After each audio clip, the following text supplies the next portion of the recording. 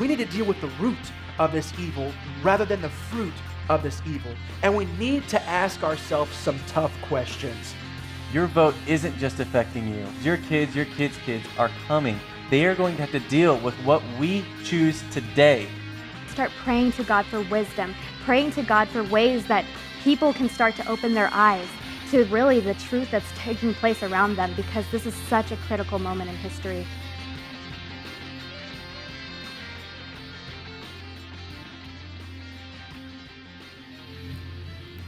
Hello, everybody, and welcome to today's episode of Revelation in the News. I'm your host, Zach Drew. I'm Sasha Bowles. And I'm Taylor Schlobohm. We have a lot of news to cover today, and we're going to go ahead and just jump right in. There's an article that says the Homeland eyes special declaration to take over the charge of elections. So this is kind of with the Department of Homeland Security and the DOJ, the Department of Justice, okay?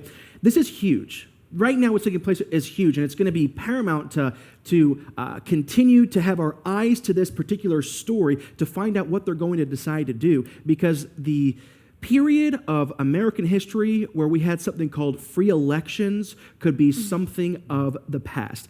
And all the DHS has to do is label the election process a critical infrastructure. That's the word. If they label it a critical infrastructure, similar to Wall Street or the power grid, they will completely take over the election process, which goes completely against, once again, our Constitution, which the federal government seems to have abandoned altogether.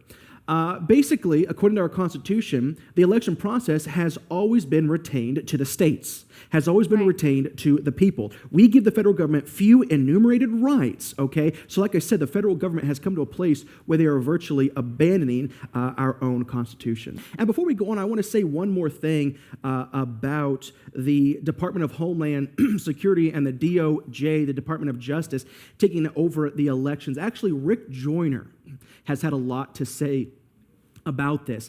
This is what, through the words of Rick Joyner, this is what he has said. He's been saying that this was prompted, this whole discussion was prompted by supposed hacks by the Russians on a couple of state election boards. So now our DOJ wants to declare elections a critical infrastructure to give them authority over the elections, by which now basically the Constitution resides with the states, as we know.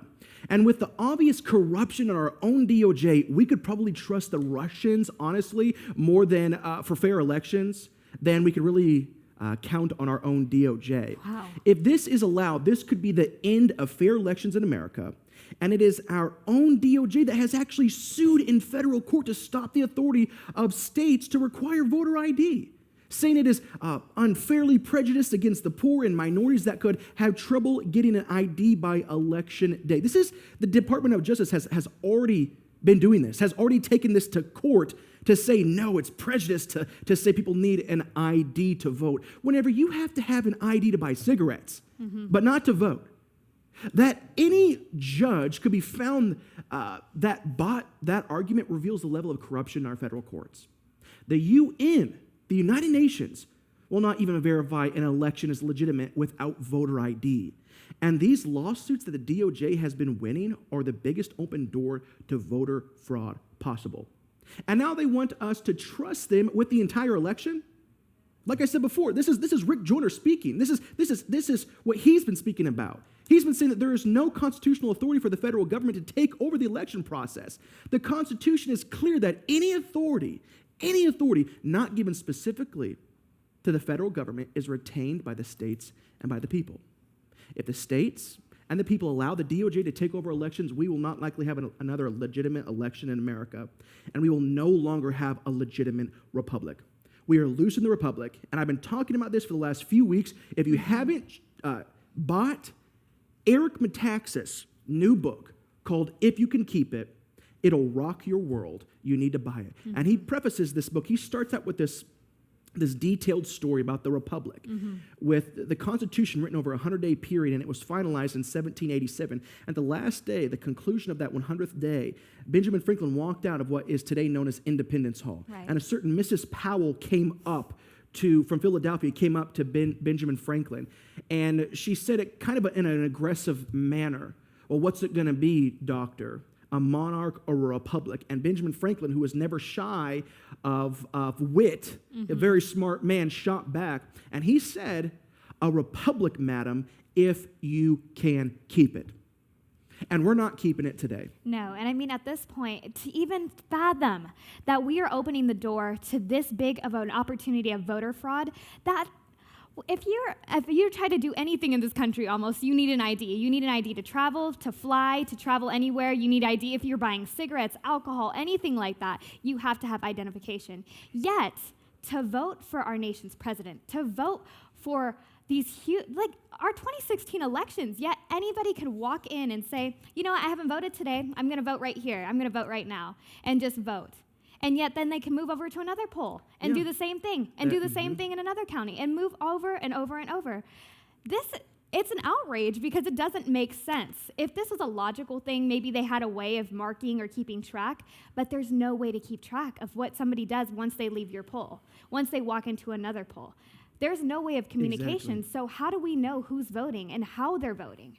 And that's why we need to stay tuned into what's happening with this decision, because once they label it a critical infrastructure, free elections in America are over. And actually, Rick Wiles even said that. Rick Wiles, host of True News, said if they, the DHS, if they do this, free elections are over. And once again, like we stated earlier, this is why people have a natural distrust for the government. And it's crazy because I actually have an article right here from the Washington Times that actually tells us that the IRS doesn't tell 1 million taxpayers that illegal aliens have stolen their Social Security numbers. That's right. The IRS has discovered that more than 1 million Americans whose Social Security numbers were stolen by illegal immigrants, but officials have never bothered to tell the taxpayers themselves. It goes on to say investigators first alerted the IRS to this problem 5 years ago. This wasn't just a recent thing. This was 5 years ago that they've known that that their identities have been stolen and their Social Security numbers have been stolen, yet no one has told these taxpayers, these American citizens, that their identities have been taken. And there was even another similar story to that a few months ago. Yeah, exactly. Dealing with distrust here, it says ISIS names 15,000 Christians, Americans, on a kill list. And you look at it, a news organization uncovered this list, and it says the FBI spokesman said that the FBI routinely notifies individuals and organizations of potential threat information. It is their job to inform the public of these mistakes. But is the FBI really informing the public? Are they really giving everyone a chance here? Because who's the real threat? Is it the people who are threatening us, or is it the people covering up and almost assisting these people by not giving us any time to prevent ourselves from knowing what's going on? The way I see it, we're facing two threats. We're facing the people who are trying to kill us and the people who are trying to cover it up, and we are here in the middle, stuck between two people we don't trust. That's why it's important for us to inform ourselves, because we're not going to get it from the government. I think that those numbers in that article is shocking.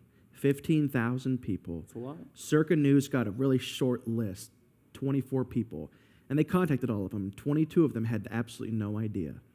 I would like to know, I'm not saying that they need to make this list national and like just distribute the 15,000 names so everybody can know who these 15,000 people are, but if you're on the list, I would like a personal call to know if I'm on the list or not. And I would probably assume that you would like to know if you were on that list as well. Absolutely. Once again, our government is falling short with this. So last week, we talked about the internet and how on October 2nd, Obama is going to hand over the final vestiges, the final portion of control, if you will, to international authorities by saying, hey, you know what? Basically, the long list of items that have made America great, we have systematically and deliberately dish those out to all the other nations in the world, kind of leveling out the playing field. And I made the statement last week that socialism is taking place behind the scenes in our government, and we have no idea about it unless we stay tuned to what's happening. I'd like to read a statement that Perry Stone said. He broke down the threat of the internet takeover by the United Nations. I'd like to read this from him. He said, "Enjoy this while you can. One of the last things Obama will do before leaving office is to basically turn the internet over to the globalists. In 2 months, the U.S. government control of the internet names and addresses will be turned over. A report today indicated that it is the desire of the United Nations to take control of the internet. And China and Russia have both said that global governments need to have the ability to control what is and is not said on the internet. The first groups to go away or be blocked will be conservative evangelical ministries and also conservative blogs that expose the secret and hidden agendas of leaders or make stands in agreement with the Bible. This could well be the conclusion of internet freedom for many. And some will say that this is not a big deal. However, several organizations are very concerned and believe that it is the first step in controlling the speech of Americans. Well, what happens when you take away the church? What happens when you take away the Bible? You look at it today and you see where has morality gone? Exactly. We have a nation right now that has no clue really what true morality is anymore, because there's so many different ideas. There's so much about acceptance. There's so much about just let everybody do their own thing and you worry about yourself. Yet there's no accountability. And so when we look at ourselves right now as a nation and we see what has happened to morality, that's what's happening right now to the internet, and that's what's happening with Christian leaders, Christian ministries, different ministries across the internet that will be taken down once this is happening, because they are preaching the truth, they're speaking the truth. And yes, right now it seems like, wow, that kind of seems out there. But what's the first thing to go is the truth. And then more and more they'll tell you what to think. More and more they'll tell you the ways that you need to be going. And then we'll see what happens from there. And it's all a part of the end times globalist agenda. Absolutely. And there's, like we always say, there's one thing that stands in the way of a new world order, and that's a strong America. And that's why they're systematically taking away the things that make America great. And it's primarily all from the left. It is a little bit on both sides of the party line, but it's primarily from the left. You know, the things that make a country great, natural resources, we're getting rid of those. We're either selling, our coal mines to China or closing them. We're vetoing the Keystone pipeline. We're disarming our nukes. We're giving the final portion of control over the internet to the United Nations. And like you said, Sasha, another thing that makes America great is morality, is religion. John Adams, the second president of the United States, one of our founding fathers, said, He basically said that we have no government, we have no constitution, we have no republic, we have nothing here. We have no system for the people to govern themselves, okay? We have no government unbridled from morality and religion. And that's why that is on their list to take it away from American citizens. And so this all plays in, like I said, to the globalist agenda. And if you really do believe that we're in the end times, the latter days, then we actually should be seeing this Revelation 13, this Daniel 7 on the horizon of a one world global government. And we do see it on the horizon. I have a really interesting article from CNN. And this was actually just from this morning.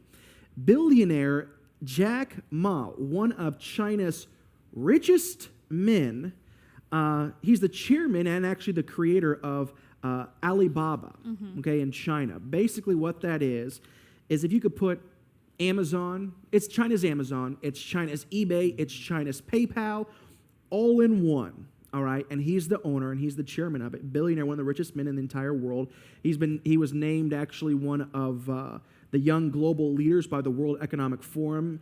A few years ago, he was named by Business Week as the businessman of the year, and he has been labeled as one of the top 100 influential people in the world, okay? And this is what he said, being published this morning.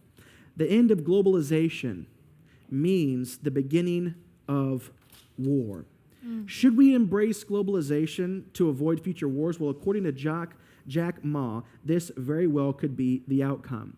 In the article from CNN, it says, Jack Ma has a warning for those who see globalization as a problem. When trade stops, wars can follow, he says. We should keep on going along the path of globalization, Ma said Friday, today, in China. Globalization is good. When trade stops, war comes. So what Jack Ma is saying is that the world being unified, okay, understand this, let your prophetic ears go up.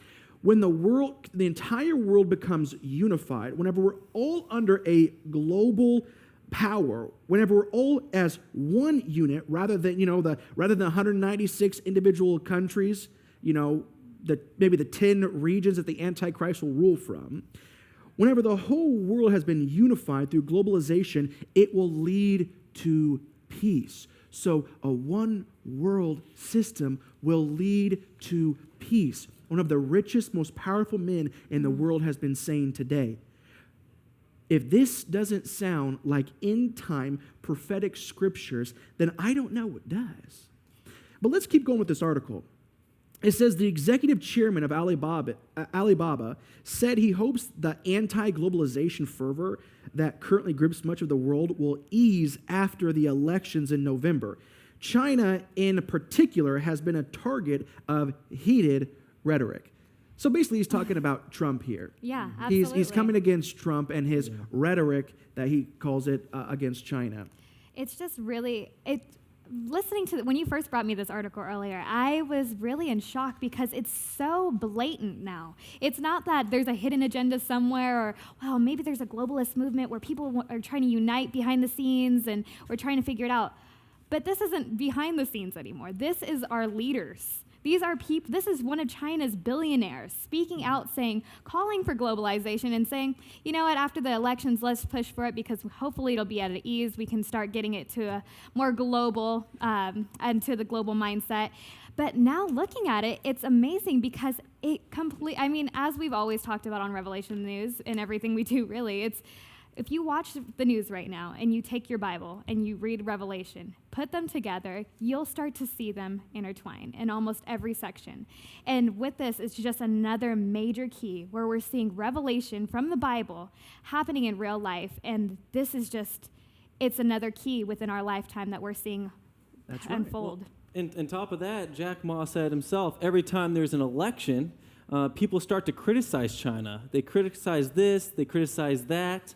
But how can you stop global trade? How can you build a wall to stop the trade? And there's obviously right there. Those are direct quotes. Direct quotes, yes. Mm-hmm. And this is once again, this is the ignorant rhetoric that is pushed by the left. No one is saying we're going to stop trade. So this Chinese businessman is saying this. No one is saying we're going to stop trade. Now, he's obviously clearly speaking about Trump when he's saying, listen, every election season, China in particular has been a target of heated rhetoric. He's going against Trump right here. But not even Trump has been saying that we're going to stop trade. No, what he's been saying is that we're going to stop the horrible trade deals that America is getting destroyed on while we're making billions and billions and billions and billions of extra dollars for China. Okay? So this is the rhetoric. Exactly. It's just a lie. It's a pitch saying, listen, basically don't vote for Trump because if you vote for him, no longer are we going to be able to trade throughout the world and it's going to lead to major wars. No one is saying that. And Trump isn't saying that. He's saying, listen, let's reevaluate the trade deals that we're experiencing an $800 billion, with the B, $800 billion deficit annually. Because of the bad trade deals that we have with other countries like China, we're losing $800 billion every year. Mr. Jack Ma, no one is saying the things that you're quoting are being said. It's just bold-faced lies. Well, and it's just really, it's amazing, and that's why you have to do research for yourself. That's why you have to look into it, because you can take everything right now, especially everything on the news. There's a lot of it it shows both sides, but a lot of it is just telling you one thing, one story, and it's so simple. It's so easy to get caught up in it and say, wow, well, I don't like the way that was said, so I'm going to start pulling my beliefs back. Or, wow, this is what's really happening. I don't like that. But without researching what you see on TV, without researching what you hear in the news, you're not going to get the full story. And so that's why it's so important important, because if you take Jack Ma's words at face value, you're going to think, wow, we have to go for globalization. We have to get everybody connected, because if we don't, the world's going to fall apart and we're all going to go to war. But and that's Donald not Trump the stands case. in the way. Yeah, and that's not the case. So you have to do your own research. You have to start just educating yourself and really just making sure you know what's going on. And Zach, I also have another piece from Perry Stone. He was actually, within the same article, he went on to go and say, he also recently spoke to a woman of God that had a dream that Obama supported Hillary and she won. But before she could be sworn in, he permitted her to be arrested for treason.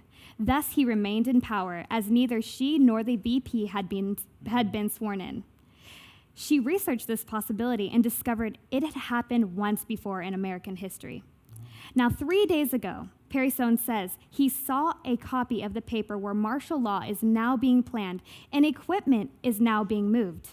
In brief, the government is expecting something big to occur, and if something as the above scenario occurred, a national crisis would unfold. I have an article here that's kind of supporting that. You see, martial law could affect the election. On top of that, now, usually we get this information from a lot of conspiracy theorists, alternate news, but from U.S. News, I found that it says a candidate's death could delay or eliminate the presidential election. Now, it just kind of shows you that this electoral system is fragile, is vulnerable, and anything could happen. I mean, that's right.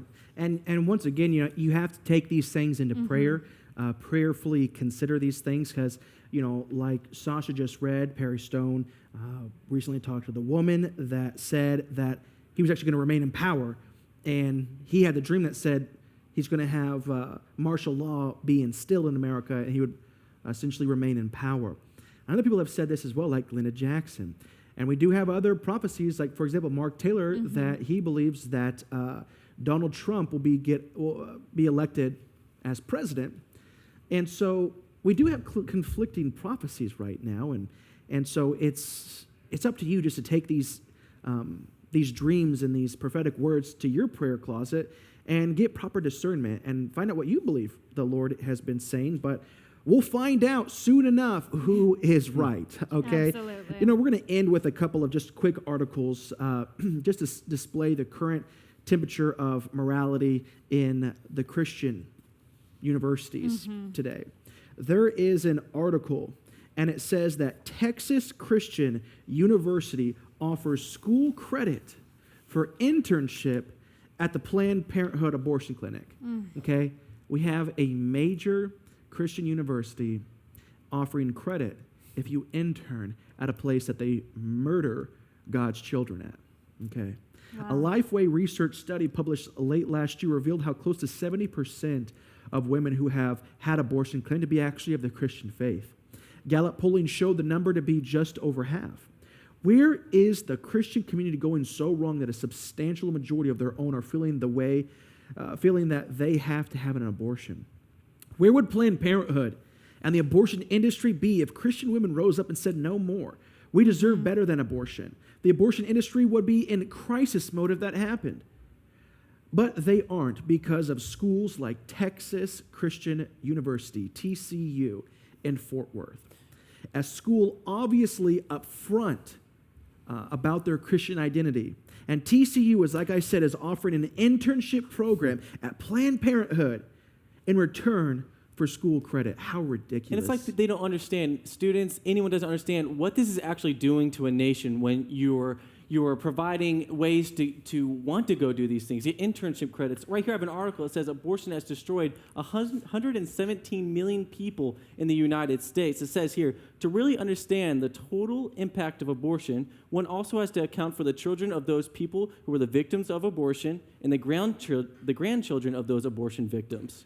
What's interesting is that the study that you're quoting right there, people don't understand that. The national ticker is about 60 million babies have been aborted since 1973, okay? That doesn't count the abortions that were actually legal before that. Yeah. In 1973, it made it legal throughout the entire nation to have abortions. But other states like New York and California had already legalized it, and many people were actually going there to have legal abortions done to the tune of about 1.2 million babies per year. So the actual number is probably closer to around 70 million rather than 60 million. But we don't count for the generational loss. We never do that. We don't put it into perspective exactly how many people we have killed just in America alone. And that study that you were talking about was actually done by a political science major.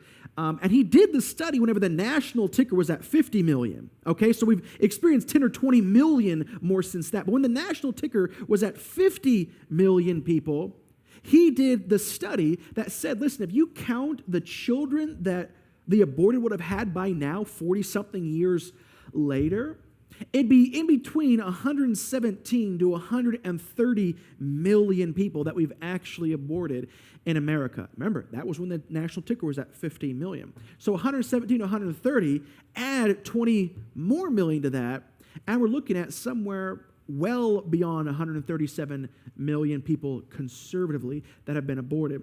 And economic judgment is going to come from that. You know, back when Social Security was created, you had close to 40 people working for every one that wanted. And those 40 people were paying into Social Security. Now we have about 2 people working for every one that doesn't. That means that we're going to be experiencing economic judgment here soon in America just because the lack of people we don't have in the workforce, which that 137 to 160, 70 million people in the workforce could have solved today. Wow, there has been a lot of news take place today. And my producer is saying that we're out of time. Maybe we should start going to an hour show. I don't know. We should. But I hope you've enjoyed today's program, and it would be eye-opening to the season, to the time frame that we're living in, because I do believe we are in the latter days, and I believe that within my generation we will see Christ return. Amen? Amen. All right, well, this has been Revelation in the News. We'll see you next week.